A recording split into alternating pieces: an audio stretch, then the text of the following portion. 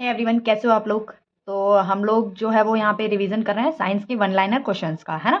तो इसमें काफ़ी सारी वीडियो ऐसी हैं जो मैं पहले भी बना चुकी हूँ। तो जिनको पूरा रिवीजन करना हो वो स्टार्टिंग से वीडियो देख सकते हैं, और जिनको यहीं से रिवीजन करना है तो वो इसी वीडियो से स्टार्ट कर सकते हैं। तो कल तक जो है हमने एक क्वेश्चन कर लिया था, दाढ़ी बनाने के लिए काम में लेते हैं, है ना, कौन से दर्पण को। दाढ़ी बनाने के लिए काम में लेते हैं कौन से दर्पण को, ये जो है ये हमारा कल का लास्ट क्वेश्चन था, है ना। तो अब हम स्टार्ट करते हैं अपने आज के क्वेश्चन से।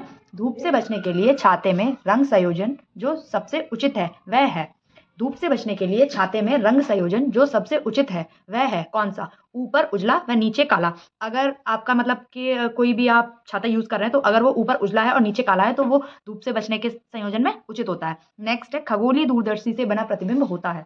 खगोलीय दूरदर्शी से बना हुआ जो प्रतिबिंब होता है वो कैसा होता है। तो वो प्रतिबिंब कैसा होता है, काल्पनिक और बड़ा।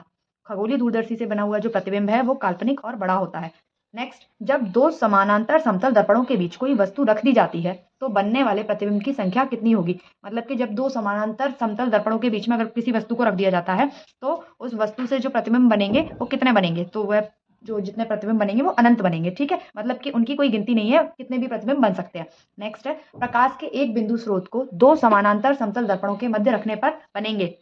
सेम क्वेश्चन रिपीट हुआ है, क्या अनंत प्रतिबिंब बनेंगे। ठीक है, नेक्स्ट है, किसी दर्पण को जब किसी दर्पण को थीटा कोण से घूर्णित किया जाता है तो परावर्तित किरण का गुणन होगा, कितना होगा, 2 थीटा। ठीक है, नेक्स्ट इसमें कथन और कारण दे रखे हैं। यातायात संकेतों पर जड़ी हुई कांच की छोटी छोटी मणिकाएं उन पर प्रकाश पड़ने पर तेजी से चमकने लगती हैं। कथन क्या है, यातायात संकेतों पर जड़ी हुई कांच की छोटी छोटी मणिकाएं उन पर प्रकाश पड़ने पर तेजी से चमकने लगती हैं। कारण है, प्रकाश पूर्णतः परावर्तित होता है जब आपतन का कोण एक निश्चित क्रांतिक मान से अधिक हो जाता है एवं अपेक्षाकृत सघन माध्यम से गुजरता है तो प्रकाश एक अपेक्षाकृत विरल माध्यम में परिवर्तित हो जाता है। इसमें हमें सही और गलत बताना है ना। क्या बताना है इसमें, हमें सही और गलत बताना है। तो इसमें ए और आर जो दोनों है वो बिल्कुल सही है, लेकिन आर जो है वो एक का सही स्पष्टीकरण नहीं है। मतलब कि इसमें क्या है कि कथन और निष्कर्ष तो दोनों सही दे रखे हैं, लेकिन जो यहाँ पे कारण दे रखा है ना, तो कारण जो है वो कथन का सही स्पष्टीकरण नहीं कर रहा है। ठीक है, नेक्स्ट है, प्रकाश में 7 रंग होते हैं, रंगों को अलग करने का तरीका है। प्रकाश में 7 रंग होते हैं, रंगों को अलग करने का क्या तरीका है। एक प्रिज्म में रंगों को अलग अलग किया जा सकता है, एक प्रिज्म से रंगों को अलग अलग किया जा सकता है। ठीक है, नेक्स्ट है हमारा क्वेश्चन, इंद्रधनुष के रंगों का सही क्रम बताइए। इंद्रधनुष के रंगों का सही क्रम बताइए। तो इंद्रधनुष के रंगों का जो सही क्रम है वो क्या है, नीला, हरा व पीला। पहले नीला आएगा, फिर उसके बाद हरा आएगा, फिर पीला आएगा, है ना। नेक्स्ट, जब धूप वर्षा की बूंदों पर गिरती है, जब जो धूप है वो वर्षा की बूंदों पर गिरती है तो इंद्रधनुष बनता है। इसके लिए जो भौतिक परिघटनाएं जिम्मेदार हैं वे कौन सी हैं। तो कौन सी भौतिक परिघटनाएं जिम्मेदार है, परिक्षेपण, अपवर्तन एवं आंतरिक परावर्तन। क्या, परिक्षेपण, अपवर्तन एवं आंतरिक परावर्तन, है ना। नेक्स्ट है, नीला, हरा, पीला तथा लाल रंग में से इंद्रधनुष के मध्य में कौन सा रंग दिखाई देता है। नीला, हरा, पीला और लाल रंग में से इंद्रधनुष के मध्य में, मिड में कौन सा कलर दिखाई देता है। तो जो हरा रंग होता है वो इंद्रधनुष में बीच में दिखाई देता है ना, मध्य में दिखाई देता है। इंद्रधनुष के दोनों सीमांत वर्णपट्ट होते हैं। इंद्रधनुष के जो दोनों सीमांत वर्णपट्ट होते हैं वो कैसे होते हैं, बैंगनी और लाल कलर के होते हैं। कैसे होते हैं, बैंगनी और लाल कलर के होते हैं। नेक्स्ट, इसमें कथन और कारण दे रखे हैं। एक छड़ी को जल में तिरछी स्थिति में डुबोया गया है। एक छड़ी को जल में तिरछी स्थिति में डुबोया गया है। यदि बगल से देखा जाए तो छड़ी छोटी और जल की सतह पर झुकी हुई प्रतीत होती है। कारण क्या है, छड़ी से आने वाला प्रकाश जल अणुओं से प्रकीर्णित होकर छड़ी के छोटी एवं झुकी होने का आभास देता है। छड़ी से आने वाला जो प्रकाश है वो जल अणुओं से प्रकीर्णित होकर छड़ी के छोटी एवं झुकी हुई होने का आभास देता है। तो इसमें हमें सही और गलत बताना है। तो इसमें जो कथन है वो सही है, लेकिन जो इसमें कारण दे रखा है वो गलत है ना। नेक्स्ट है, निम्नलिखित कथनों पर विचार कीजिए। यदि कोई व्यक्ति पानी से भरी बाल्टी में पड़े एक सिक्के को देखता है तो उसे सिक्का अपने वास्तविक स्थल से अपेक्षाकृत निकट लगेगा। यदि कोई व्यक्ति है, अगर वो पानी में भरी, पानी से मतलब कोई बाल्टी है जो कि पानी से भरी हुई है, उसमें एक सिक्का पड़ा हुआ है, अगर वह उस सिक्के को देखता है तो उसे सिक्का जो है वो अपने वास्तविक स्थल से अपेक्षाकृत पास लगेगा। मतलब कि वो सिक्का उसके उतना पास होगा नहीं, लेकिन उसको वो सिक्का जो है वो अपने ज्यादा पास दिखाई देगा। यदि जल के अंदर कोई व्यक्ति जल तल से ऊपर एक सिक्के को देखता है तो सिक्का अपने वास्तविक स्थल से अपेक्षाकृत अधिक ऊंचाई पर लगेगा। अब इसमें जो है हमें कथन सही व गलत बताने हैं, तो इसमें जो है वो दोनों ही कथन जो है वो बिल्कुल सही है ना। कथन ए भी ठीक है और दो भी ठीक है। नेक्स्ट है, जल में वायु का बुलबुला जिसकी भांति व्यवहार करेगा वह है। जल में वायु का बुलबुला जिसकी भांति व्यवहार करेगा वह है क्या, अवतल लेंस। मतलब कि जो पानी में जो जल के मतलब पानी में जो हवा से बुलबुले बन जाते हैं वो किसकी भांति व्यवहार करते हैं, अवतल लेंस की तरीके से वो व्यवहार करते हैं ना। जल के अंदर वायु का बुलबुला व्यवहार करता है।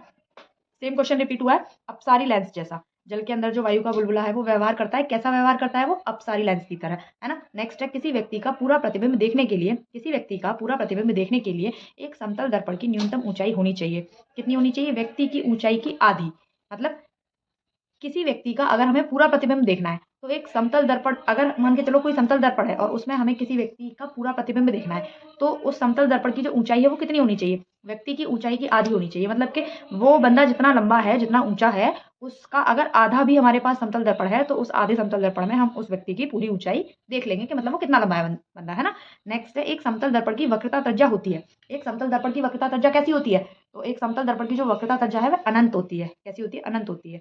1.5 मीटर लंबे व्यक्ति को अपना खड़ा संपूर्ण प्रतिबिंब देखने के लिए आवश्यक दर्पण की न्यूनतम लंबाई होगी।